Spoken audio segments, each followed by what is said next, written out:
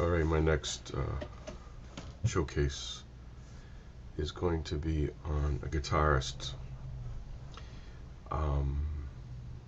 It's actually with great pleasure I expose this guitarist. Those who are guitarists know this guy, but those who aren't don't really know how good he is. He is my favorite. So I first got wind of him. He came on the scene with a silly song called Stray Cats Struttin' and Rocked This Town.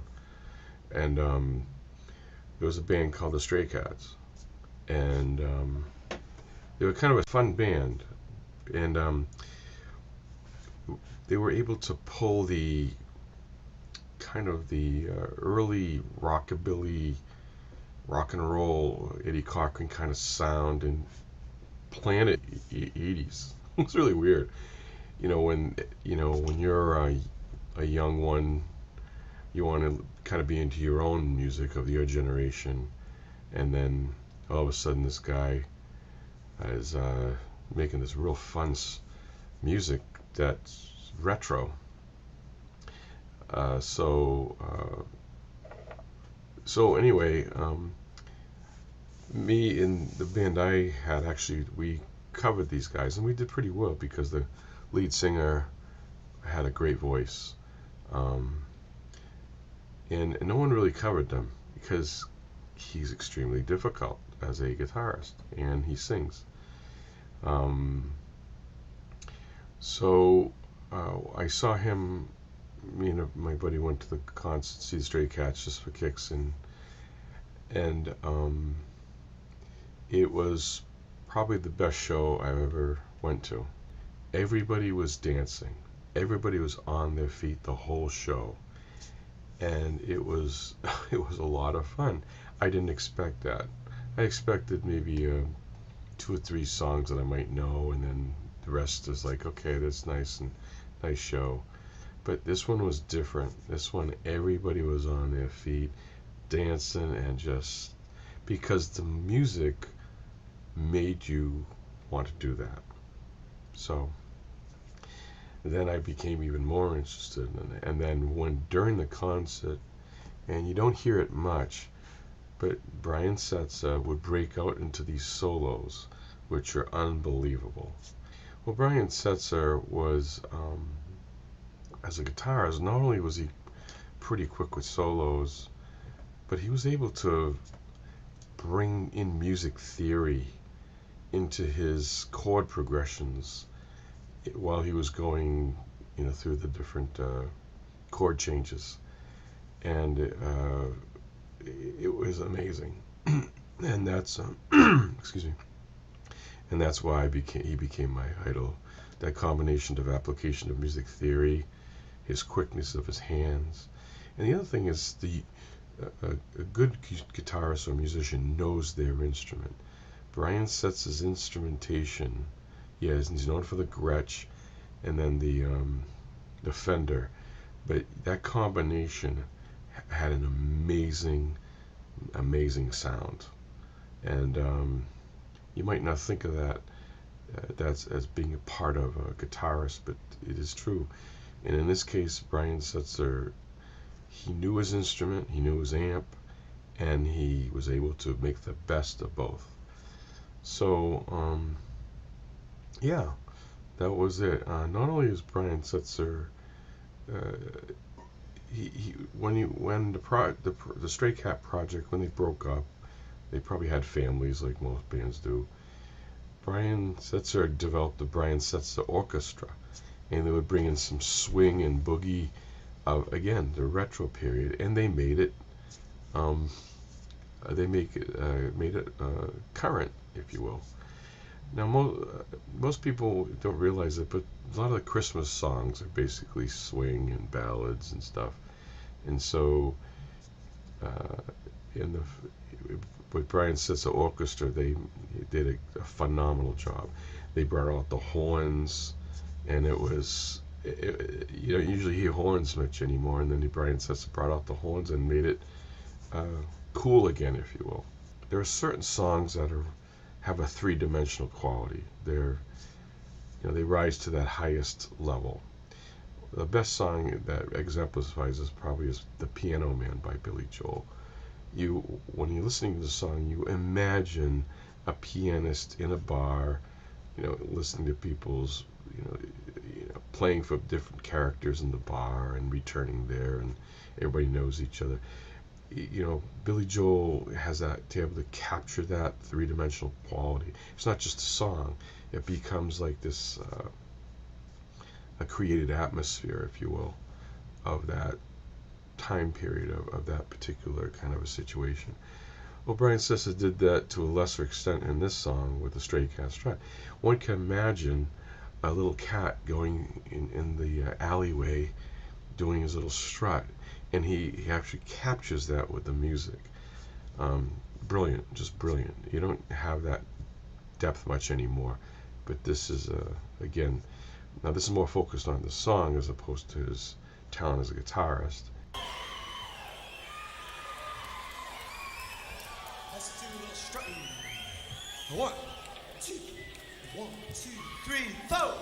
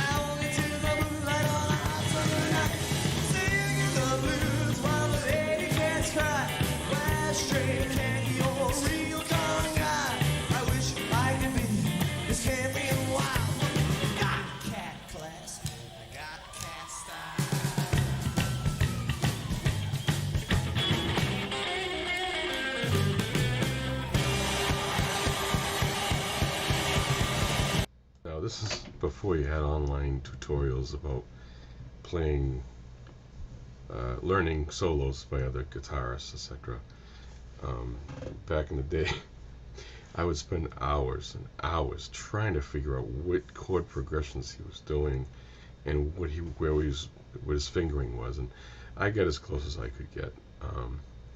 And But he was really difficult. I mean, most guitaring was pretty quick. You can figure out the solo. It's like a, but his, I mean, he does chicken picking, he does regular picking, he does slapping, he does a ton of different stuff on the guitar.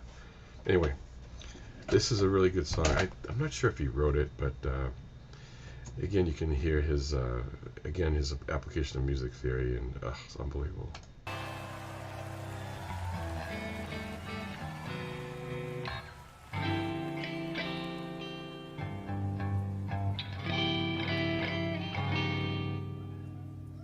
Well, I've got a low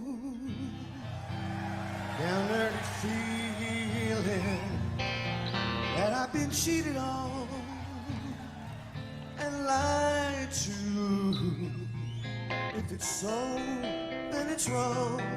We've hung on for so long. Why don't we have that magic anymore? I've got a strange, sneaking suspicion. It's been going on for some time now. Something shines in your eyes, something stirs deep inside. I won't stand in your way anymore. You say that I'm just a little boy who's easily led astray. Well, aren't you that sad little girl who always gets away? I got a strange, sneaking suspicion. It's been going on for some time now. Something shines in your eyes, something stirs deep inside. I won't stand in your way anymore.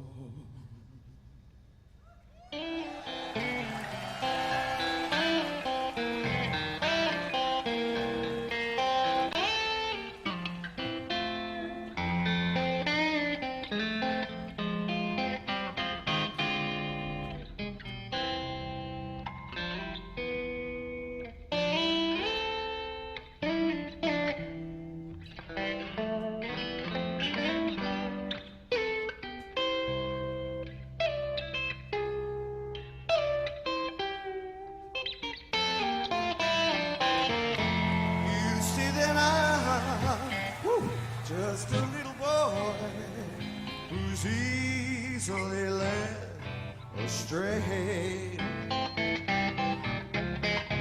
Well, aren't you that same little girl who always gets away?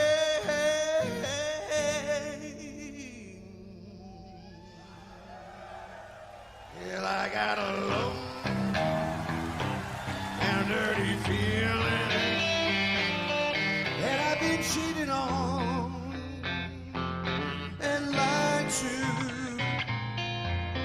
If it's so, then it's wrong. We've hung on for so long. I won't stand in your way. I won't stand in your way. I won't stand in your way anymore. Ooh.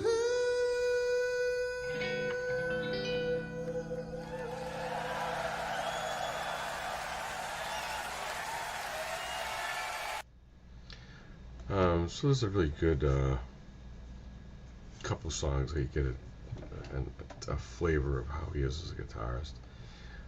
Again, there's none here so he's doing a ton of soloing, but you can see how he integrates like solos with chord progressions and the music application music theory with the different variations of the avoid different voicings of the guitar. It's just extraordinary. I've never seen someone do it. So just a quick thing on the guitars. Obviously, I'm a fan of like Steve Vai and Malmsteen, and also like fusion people like Metheny and you know. But this guitar was something you could do, something you can apply to the kind of pop rock kind of genre.